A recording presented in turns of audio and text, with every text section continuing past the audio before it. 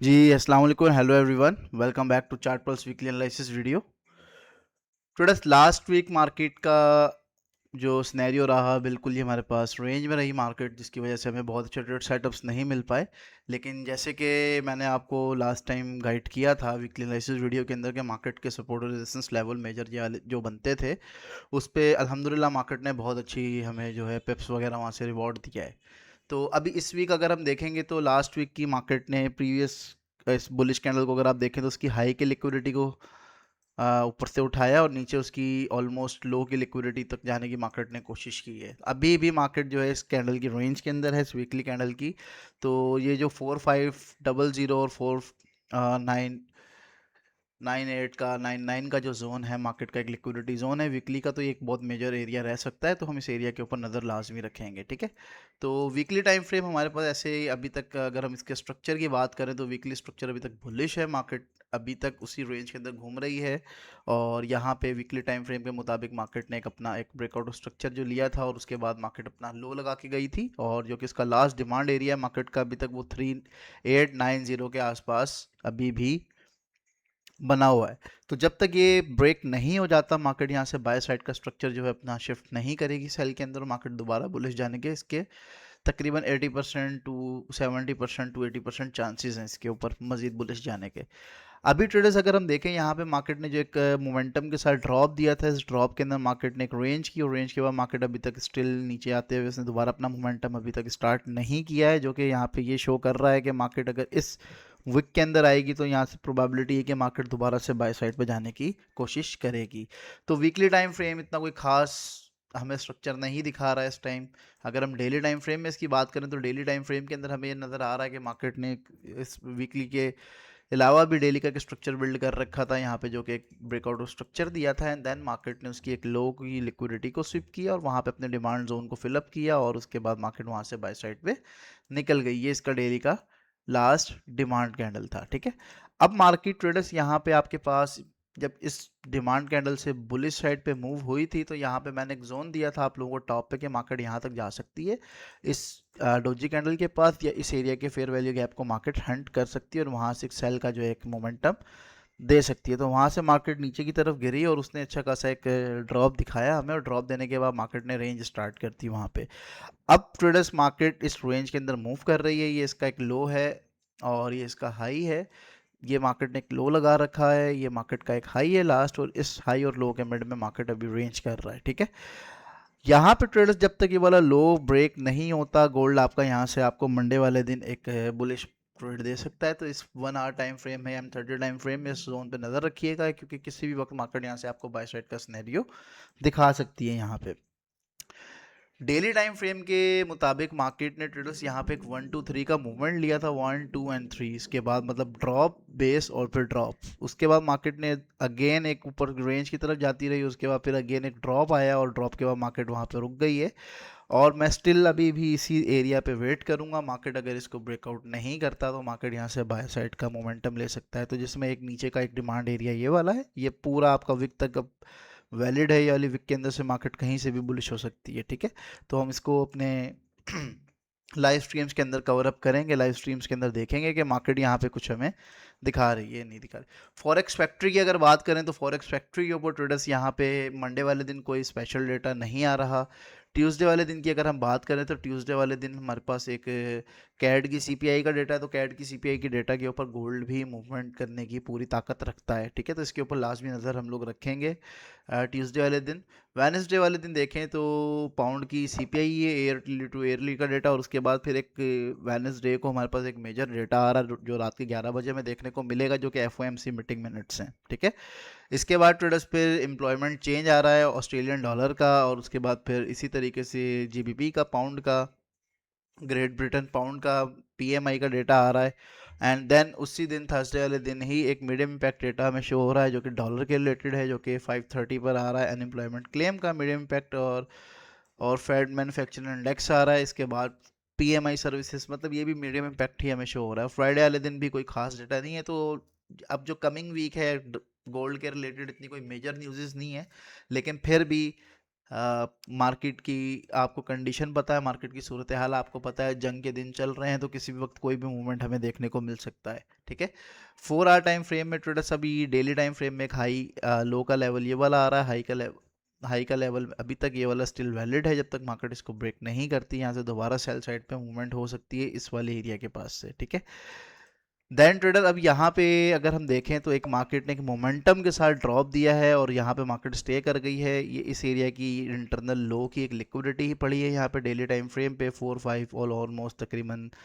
4500 0198 के आसपास यहाँ पे एक लिक्विडिटी पड़ी है। तो इस लिक्विडिटी के ऊपर हम लोग नज़र रखेंगे मंडे वाले दिन, ठीक है। मंडे वाले दिन मार्केट में प्रोबेबिलिटी है कि यहाँ की लिक्विडिटी ग्रैब करके अगर ऊपर की तरफ क्लोजिंग दे देती है 1 आवर के अंदर तो यहाँ से 100-200 पिप का है 500 पिप का ट्रेड सेटअप हमें देखने को मिल सकता है। 4 आवर टाइम फ्रेम में ट्रेडर्स अगर हम लोग चलें तो 4 आवर टाइम फ्रेम के अंदर हमें नज़र आ रहा है कि मार्केट ने स्टिल यहाँ पे एक चौक किया था, चौक करने के बाद मार्केट ने आपके पास एक अपना फिर ब्रेकआउट स्ट्रक्चर लिया यहाँ पे, और ब्रेकआउट स्ट्रक्चर करने के बाद मार्केट ट्रेडर्स यहाँ पे आपके पास इस वाले लो को अभी नीचे की तरफ ग्रैब करके जा चुकी है, ठीक है। ये ग्रैब हो चुका है नीचे की तरफ। तो 4 आवर का जो स्ट्रक्चर है वो बेरिश साइड पे कन्वर्ट हुआ है। तो मार्केट अगर यहाँ पे नीचे की तरफ से उठती है इस एरिया के पास से, फोर सपोज यहाँ से बुलिश जाती है, तो हम लोग स्टिल यहाँ पे इस एरिया के पास से कहीं से इसकी एक सेलिंग का मोमेंटम देखते हुए इसको एक सेलिंग भी देख सकते हैं। ये वाला एरिया है इसके ऊपर टॉप का, और इंटरनल अगर हम इसकी बात करें तो मार्केट आपके पास इंटरनली इस एरिया के पास से कहीं से अगेन सेल साइड की लिक्विडिटी को लेकर और यहाँ पे आपको ट्रेड दे सकता है सेलिंग के लिए, ठीक है। जो कि ऑलमोस्ट आपके पास जोन आ रहे हैं 466570 के आसपास, एंड देन उसके बाद जो ऊपर का देखेंगे तो 4750 से लेकर और तकरीबन 6070 के आसपास ये एरिया हमें देखने को मिल रहा है, ठीक है। क्योंकि मार्केट रेंज में था लास्ट टाइम, और रेंज के बाद मार्केट ने काफ़ी दिनों बाद वो रेंज ब्रेक किया तकरीबन 3-4-5 दिन के बाद। तो प्रोबेबिलिटी है कि मार्केट अब ऊपर की अब मूवमेंट लेगी तो उन पर नीचे का भी एक ट्रेड सेटअप हमें देगी, और इसी तरीके से अगर नीचे की मूवमेंट लेती है तो मार्केट बुलिश साइड का भी एक मोमेंटम हमें शो कर सकती है, ठीक है। अब ट्रेडर्स यहाँ पे हम लोग देखेंगे तो इंटरनली मार्केट का एक चेंज आया है। अगर मैं इंटरनली यहाँ पे देखूँ 1 आवर टाइम फ्रेम के मुताबिक तो मार्केट का ये एक डिमांड जोन है, इस जोन के पास से हम लोग इसकी एक बाइंग का ट्रेड सेटअप जो है वो प्लान आउट कर सकते हैं जब मार्केट इस लिक्विडिटी को टेस्ट करेगी। 1 आवर टाइम फ्रेम में ट्रेडर्स अगर हम लोग देखें इसे तो 1 आवर टाइम फ्रेम के मुताबिक भी मार्केट ने तकरीबन ऑलमोस्ट आपके पास एक हेड एंड शोल्डर बनाया था, उसके बाद शोल्डर एरिया की लिक्विडिटी को टेस्ट करके मार्केट उसको नीचे की तरफ ग्रैब कर गई, और फिर इस एरिया को मार्केट डिमांड बना के ऊपर उठी, बट स्टिल रेंज करते करते करते करते मार्केट फिर सेल साइड पे आपको एक ड्रॉप दे गई नीचे की तरफ, ठीक है।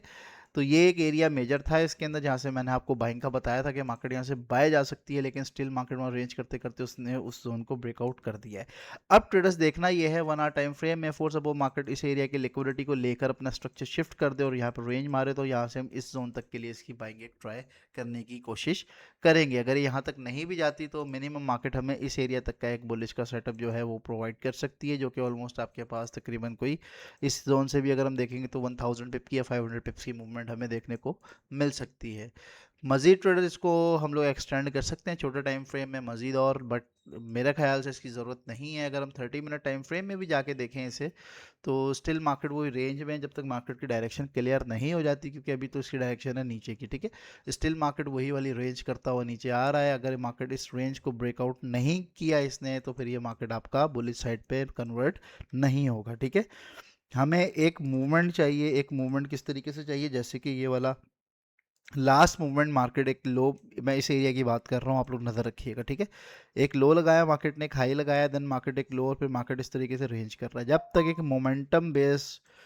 कैंडल्स हमें नहीं देखने को मिलेंगे, जो कि एक डिस्प्लेसमेंट मूव कहलाता है जिसके अंदर एफवीजी क्रिएट होते हैं, जब तक मार्केट उन हमें नहीं दिखाती वैसा कोई मूवमेंट, तो प्रोबेबिलिटी है कि मार्केट आपकी सेल साइड पे मूव हो जाए। अगर ये इस तरीके से रेंज करते हुए और दोबारा से इस तरीके से रेंज करते हुए ऊपर जाएगा तो मार्केट किसी भी वक्त ड्रॉप दे जाएगा। इसीलिए मैं आपको कह रहा हूँ कि मार्केट का एक मोमेंटम हमें एक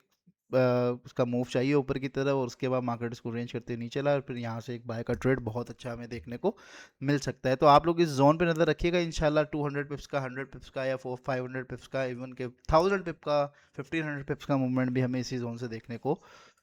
मिल सकता है। अगेन दोबारा अगर हम डेली टाइम फ्रेम की तरफ मूव करें तो डेली टाइम फ्रेम हमें ये दिखाता है कि मार्केट का एक मोमेंटम एरिया यही वाला बनता है जो कि निकल के आ रहा है। मार्केट इस जोन पे अगर आती है, हमें कोई ट्रेड देती है, तो यहाँ से एक बहुत अच्छा ट्रेड हमें देखने को मिल सकता है। वॉल्यूम की अगर बात करें ट्रेडर्स, तो लास्ट एक वॉल्यूम ये वाला हाई लगा था जिसकी मार्केट ने लो भी स्विप की थी, हाई भी स्विप की थी, उसके बाद अगेन मार्केट उसको नीचे की तरफ ब्रेक कर गई। इट्स कि मार्केट में बुलिश साइड का वॉल्यूम जनरेट ही नहीं हो पाया, ठीक है। हालांकि उसने उसका हाई भी ब्रेक किया, लेकिन उसके बाद भी मार्केट उस वॉल्यूम को जनरेट नहीं कर पाई ऊपर की तरफ, एंड देन वो नीचे की तरफ ड्रॉप दे गई।